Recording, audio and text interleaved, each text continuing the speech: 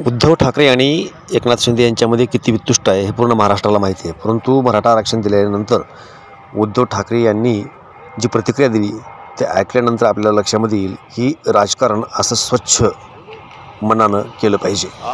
बोला आता. मराठा आरक्षण विधेयक विधानसभा त्यानंतर विधान परिषदेमध्ये मंजूर करण्यात आलेलं आहे. 10% आरक्षण दिलेलं आहे मराठा समाजाला. आपली काय प्रतिक्रिया? पहिल्या प्रथम मी आपल्या माध्यमातून तमाम मराठा समाजातल्या माता भगिनी आणि बांधवांना सांगू इच्छितो की ज्या ज्या वेळेला हा विषय आमच्यासमोर आला तेव्हा सभागृहात सर्व पक्षांनी एकमताने हा ठराव मंजूर केला आहे. तो 2018 साली पण होता आणि आज पण होता. 2018 साली काय झालं, त्याच्या आधी काय झालं या खोलात मला जायचं नाही.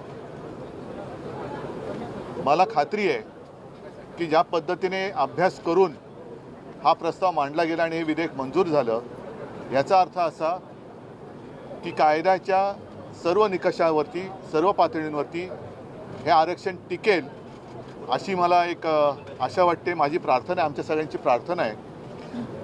सभागृहामध्ये कोणाला समजून सांगण्याची काही गरज नव्हती, कारण सभागृहाने दोन्ही वेळेला म्हणजे या वेळेला आणि गेल्या वेळेला एकमताने याला पाठिंबा दिलेला आहे.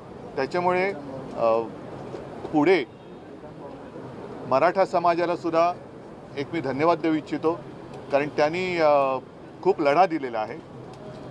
सरकारला मला फक्त एवढंच सांगायचं आहे की तुम्ही हा प्रयत्न केला, प्रामाणिकपणाबद्दल तुमच्या आत्ता तरी मी काही शंका घेत नाही, पण त्याकरता मराठा समाजातल्या अनेकांना बलिदान द्यावं लागलं. मी स्वतः जरांगे पाटील जेव्हा प्रथम उपोषणाला बसले होते या विषयाला, आत्ताच्या सुरुवात होता, आधीपासून त्यांचा हा विषय सुरू होताच. जालनाला गेलो होतो आंतरवली सराटीमध्ये. अंबरस तुम्ही पण होतात, अनिल तुम्ही होतात, अशोकराव होते, संजय राऊत होते. ज्या निर्घुणपणाने आणि निर्दयीपणाने त्या आंदोलकांवरती अत्याचार केला गेला होता, डोकी फोडली होती, ती फोडण्याची काही गरज नव्हती. हा विषय पहिल्यापासून शांततेने सोडवता आला असता. मला आज जास्त काही राजकारणामध्ये बोलायचं नाही आहे, पण कोणत्याही समाजाच्या आरक्षणाला धक्का न लावता हे आरक्षण दिले असं मुख्यमंत्र्यांनी सांगितलं. त्याच्याबद्दल मी त्यांना धन्यवाद देतो आणि एकच प्रार्थना करतो की पूर्वीचे सगळे अनुभव लक्षात घेऊन हे आरक्षण परत सांगतो कायद्याच्या सर्व निकषांना आणि पातळींवरती टिकून राहील आणि टिकणारं आरक्षण हे मराठा समाजाला मिळेल अशी एक आशा बाळगतो. आता आरक्षण दिल्यानंतर हे आरक्षण शिक्षण आणि नोकरीमध्ये दिलेलं आहे.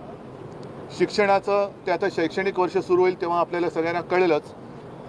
तातडीने आता किती जणांना मराठा समाजातील बांधवांना आणि भगिनींना नोकऱ्या कुठे मिळणार आहेत हे सुद्धा सरकारने जाहीर केलं तर सोन्याहून पिवळं होईल.